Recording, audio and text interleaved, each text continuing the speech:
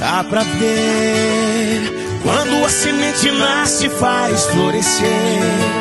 É o fruto do trabalho que faz crescer. Meu Goiás é muito mais do que a nossa terra traz. É gente, a nossa riqueza e tudo que a gente faz é por você. Por você, meu Goiás, meu país. Tudo que a gente já construiu, vamos juntos fazer muito mais. Com você a gente faz o estado número 1 do Brasil. Goiás, meu país. Número 1 do Brasil. Com você, número 1 do Brasil. Goiás, o estado número 1 do Brasil. Olá para você que nos acompanha, eu sou Gustavo Soares, repórter do jornal Opção. No Opção Play de hoje a gente recebe Aldo Arantes, ex-deputado federal, já foi presidente da União Nacional dos Estudantes, advogado, escritor, atualmente é coordenador nacional da Associação de Advogados e Advogadas pela Democracia, Justiça e Cidadania. Tudo bem, Aldo? Como vai? Tudo bem, vou bem. Eu quero exatamente agradecer essa abertura que o jornal Opção e o Euler Belém sempre dão quando eu estou em Goiânia, sempre tem uma novidade para apresentar. Perfeito, seja bem-vindo mais uma vez, é um prazer te receber. Bom, o Aldo está lançando o livro dele, Domínio das Mentes, do golpe militar à guerra cultural. Eu queria iniciar te perguntando, Aldo, o senhor explora no seu livro como que a ascensão da direita no Brasil e no mundo, e como essa extrema-direita usa das emoções como estratégia, né? Eu queria que o senhor falasse como que essa abordagem tem sido mais eficaz do que uma abordagem puramente racional, no que se refere à conquista do apoio popular, assim, politicamente falando. Olha, esse livro ele tem uma base teórica fundamentada em Gramsci, que ele fala da importância da luta de ideias para a conquista do poder.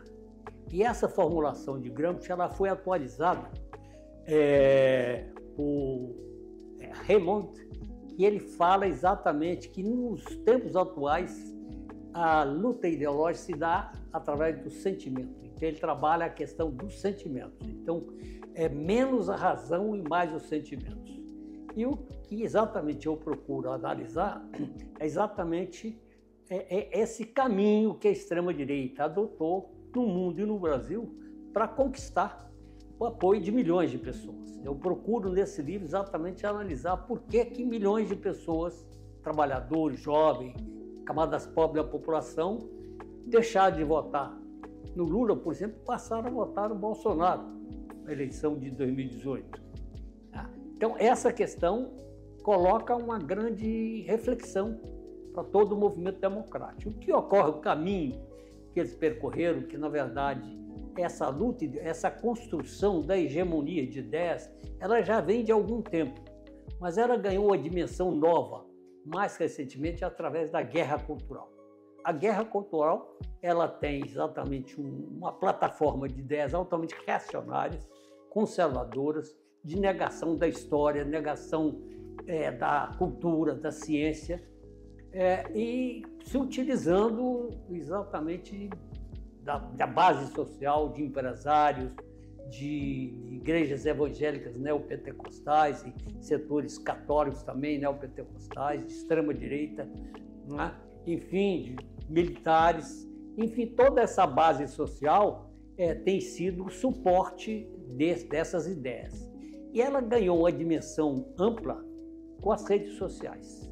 E Aldo, na sua avaliação, por que é mais fácil essas ideias de ódio e de negacionismo penetrar na sociedade do que a realidade, os fatos, a ciência, a história? Por que esse movimento coordenado, inautêntico, né, que a gente viu no Facebook, nas redes sociais, que alteraram eleições americanas, aqui também se repetiu, por que na sua avaliação, esse tipo de discurso raso é mais penetrável, assim? É porque ele toca no sentimento. E eu acho que cabe aos setores democráticos tocar no sentimento também, mas tocar no sentimento do ponto de vista positivo. Tocar no sentimento da pobreza, da humilhação, da injustiça. São elementos que tocam a sensibilidade, com a fome, a miséria, tocam na sensibilidade das pessoas. Então não é suficiente a racionalidade. A grande parcela da população ela é mais tocada pelo sentimento, pela emoção, do que pela racionalidade. Mas a emoção pode ser a emoção do ódio, da violência, mas pode ser a emoção da solidariedade, da justiça, da compreensão, da fome e da miséria. Falta isso. Às vezes, setores democráticos e a esquerda são muito racionais, né? E a direita soube aprender, e com um elemento importante, com a utilização das redes sociais. Então é necessário nós aprendermos a utilizar as redes sociais. No livro eu faço a proposta da necessidade dos setores democráticos se unirem para exatamente construir uma plataforma poderosa, produzindo filmes, produzindo vídeos, produzindo materiais para ajudar nesse processo, digamos, de conscientização da sociedade. Exatamente, de levantar essa discussão num sentido mais amplo, mais consistente e, inclusive, com mecanismos mais eficazes para isso. E aí você vai ter que ter o quê? Você vai ter que, o que eles têm? Você tem que ter engenheiro de rede produzindo exatamente algoritmos capazes de exatamente contribuir nisso. Quer dizer, num método antigo, você não consegue. É necessário nós aprendermos, quer dizer, essa nova forma de luta política que está colocada, quer dizer, hoje em dia, no Brasil e no mundo. No seu livro, você também desenvolve sobre as fake news, né, e essa queda da verdade. Em que momento que essa queda da verdade se encontra com essas ideologias de ódio? Na verdade, a mentira sempre existiu. Uhum. Na história, na guerra, na luta política, sempre tem mentira, né? A situação ficou mais complicada por uma série de razões, entre as quais, hoje, a pós-verdade questiona a própria verdade, né? A pós-modernidade questiona a verdade, que é um absurdo completo. Tiro no mas pé? Questiona. Na verdade, não, porque a verdade ela tem uma base científica, mas questiona. Então, isso já cria uma confusão. E você tem as fake news que atingem amplamente. Porque eu sempre discuti isso, eu levanto. Quer dizer, a fake news, a mentira, sempre existiu. Qual a diferença da fake news, que é a mentira atual, da mentira anterior? São as redes sociais, são os algoritmos. Então, ela dá um alcance muito grande e ela prende a pessoa, né? Eu sempre discuto isso, uma pessoa idosa, uma velhinha. Como é que ela se transformou numa fascista? Uhum. É porque exatamente as redes sociais, elas estimulam através de uma série de mecanismos, do estímulo da chamada dopamina, aí tem então o problema da neurociência, e a pessoa vai radicalizando sem inclusive a pessoa perceber. Você estudando isso, a pessoa não percebe. E há um processo de radicalização de tal maneira que ela não ouve mais ninguém, ela só ouve exatamente aquele pessoal que está ligado a ela. Daí a complexidade, daí a necessidade de você distinguir esses setores radicais que já estão cristalizados da ampla maioria para você despertar essa consciência crítica. E se você não fizer isso, você não consegue, você fica num ciclo vicioso. E Aldo, por um momento, assim, por muito tempo, o papel das Forças Armadas no Brasil foi analisado, visto como uma ameaça, né, à democracia. Como é que você avalia, assim, essa evolução dessa... Eu tive uma experiência muito pessoal nisso. Eu fui preso e fui torturado nos porões da ditadura militar, no DOI-CODE, do Rio de Janeiro e de São Paulo, que eram exatamente instituições militares. Infelizmente, há uma tradição política no Brasil de intervenção das Forças Armadas. Inclusive, eu fui constituinte e lá houve uma grande discussão sobre o papel das Forças Armadas, em que os militares defendiam a repetição na Constituição de 88 do princípio que estabelecia que competia às Forças Armadas o controle da ordem e da lei. Exatamente, houve uma discussão e exatamente condicionou o papel das Forças Armadas a uma solicitação do Executivo, Legislativo ou Judiciário, né? Tanto que quando pintou a possibilidade ou seja, a tentativa golpista de 2024, quer dizer, 2023, aliás, houve uma tentativa, digamos assim, de aplicar a chamada GLO, que era colocar na mão das Forças Armadas o controle da situação. E o Lula não aceitou. O Lula estabeleceu que era necessário a intervenção da Polícia Militar, do Distrito Federal e de outros estados também para controlar a situação, porque naquele momento, quer dizer, a cúpula das Forças Armadas estava no esquema golpista. Tá? Eu acho que essa é a questão, inclusive, que se coloca hoje, porque é necessário exatamente que, inclusive, essa continuidade. Agora teve essa tentativa de jogar uma bomba, enfim, de ameaça, inclusive, de morte contra o ministro Alexandre de Moraes. E isso aí não se pode menosprezar, não pode diminuir o alcance disso. Isso aí está relacionado com essa propaganda do ódio e da violência. Nesse sentido, quer dizer, essa história de defender a anistia é algo que não tem sentido. Quer dizer, a anistia é exatamente você abrir caminho para essas pessoas que estão exatamente vinculadas a essa concepção de violência, de ódio, de destruição da democracia, continuarem praticando atos dessa natureza.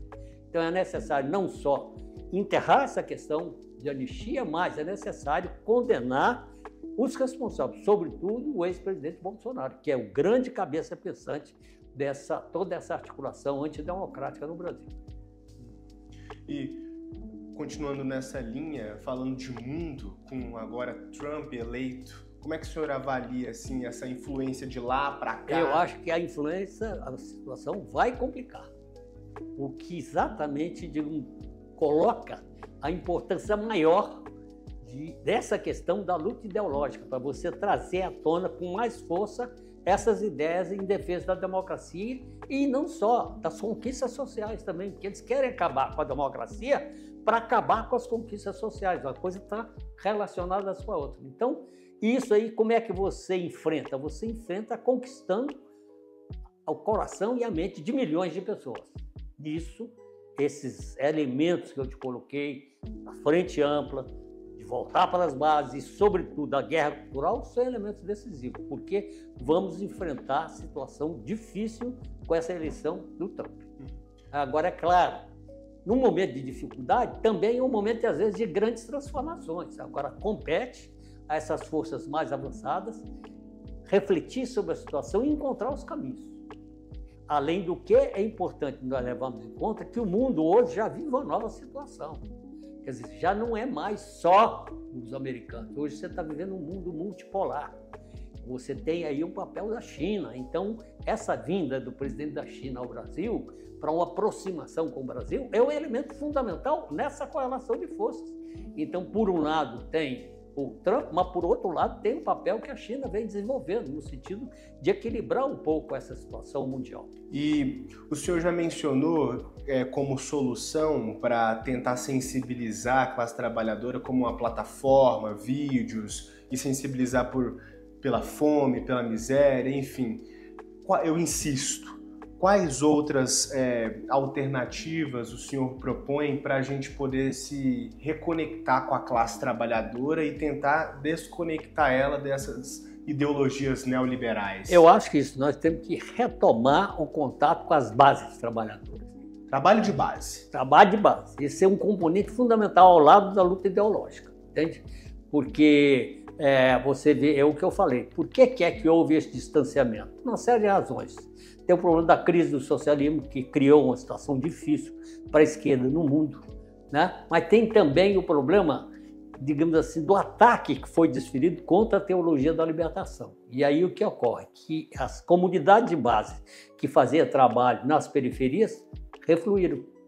Também a esquerda, em função de participação do governo, se distanciou também do trabalho de base. Então agora, essa questão de um contato direto com as massas trabalhadoras é fundamental. No livro, o senhor propõe um plano pragmático de luta ideológica. É isso que a gente está falando? Aí são 14 pontos que eu coloco no plano de luta ideológica. Entende? Eu coloco exatamente e faço um contraponto em cada item desse, das ideias que nós devemos defender e das ideias que a extrema-direita defende. Então, levanta o problema da democracia, levanta a questão dos direitos dos trabalhadores, a questão da saúde, da cultura, da educação, da corrupção, porque, na verdade, fizeram uma demagogia completa em relação à questão da corrupção. Na verdade, foi comprovado que não há nenhuma responsabilidade do Lula no processo de corrupção. Teve problema? Teve, mas não era a responsabilidade do Lula, tanto que ele foi isentado. E há prova concreta de corrupção do Bolsonaro, inclusive com essa questão da joia. O negócio ficou absolutamente claro, né? Problema todo o esquema de rachadinha dos filhos dele. Então, coisa absolutamente evidente. Então, e mais, quer dizer, tem uma outra forma de corrupção, né, que é a corrupção macro, inclusive, né, que essa é a corrupção individual, mas tem a corrupção social, que é a política econômica que eles defendem, de liquidar os direitos sociais, de reduzir o salário, de cortar direitos sociais, etc. Isso é uma corrupção macro, que se volta, né, contra o conjunto da sociedade. Essa bandeira eles defendem, e isso é que é necessário também a gente trazer à tona para as pessoas terem clareza dessas questões. Sem falar durante a pandemia, né, o desserviço que fez. Durante a pandemia foi uma situação extremamente grave, porque o que o Bolsonaro dizia? O Bolsonaro dizia que era uma gripezinha. Qual foi a consequência disso? A consequência é que os cientistas indicam que provavelmente 400 mil pessoas morreram 700. Então, pelas análises feitas, 300 fruto realmente da crise, mas que mais 400 morreram porque o governo teve uma atitude irresponsável, dizer que era uma gripezinha, dizer que não era necessário isolamento. Quer dizer, isso é que eu acho que essas coisas que nós temos que trazer para trocar, inclusive, a sensibilidade das pessoas, para tocar na emoção das pessoas, a quantidade de pessoas que morreram por essa atitude negacionista. E como é que é o seu relacionamento atual com o PCdoB, Aldo? Como é que tá? É o melhor possível. Eu sou dirigente nacional do PCdoB. Eu acho que o PCdoB, inclusive, está bem identificado com essa problemática. E eu acho que tenho conversado com o PT, daí o convite a Gleice Hoffmann. Fiz conversações com o presidente da Fundação Perseu Abramo e da Fundação, que é do PT, da Fundação Maurício Grabosi, que é a fundação do PCdoB, mas a ideia é trazer outros setores, outros partidos de esquerda e os setores democráticos em geral para essa problemática. E Aldo, na sua avaliação, assim, parte das pessoas que se consideram de centro, elas também se identificam como pessoas que têm dúvida, né? Faz parte também do projeto resgatar essas pessoas, claro. Convencer essas pessoas? É de centro, né? Mesmo no setor de direita. Você tem que atrair o máximo de pessoas possível, né? Tanto que a referência básica que eu coloco, isso eu falei, mas repito, são as conquistas da Constituição de 88, que aí sim foi aquilo que foi o grande acordo nacional, são exatamente a Constituição de 88. É claro que a ideia não é parar por aí. O primeiro passo é criar essa grande unidade em torno dessas conquistas que o neoliberalismo está querendo derrubar, está querendo destruir. Que esse setor de extrema-direita quer destruir, como eu falei, a democracia para destruir os direitos sociais, os direitos dos trabalhadores, tudo. Então, o primeiro passo é exatamente garantir aquilo que foi conquistado. E o passo seguinte, na minha opinião, são as reformas estruturais do Estado brasileiro, a começar pela reforma política. Aldo, muito obrigado. Acho que é isso. Obrigado por... Obrigado a você. Pela Obrigado aula. ao Jornal Opção. Eu que agradeço.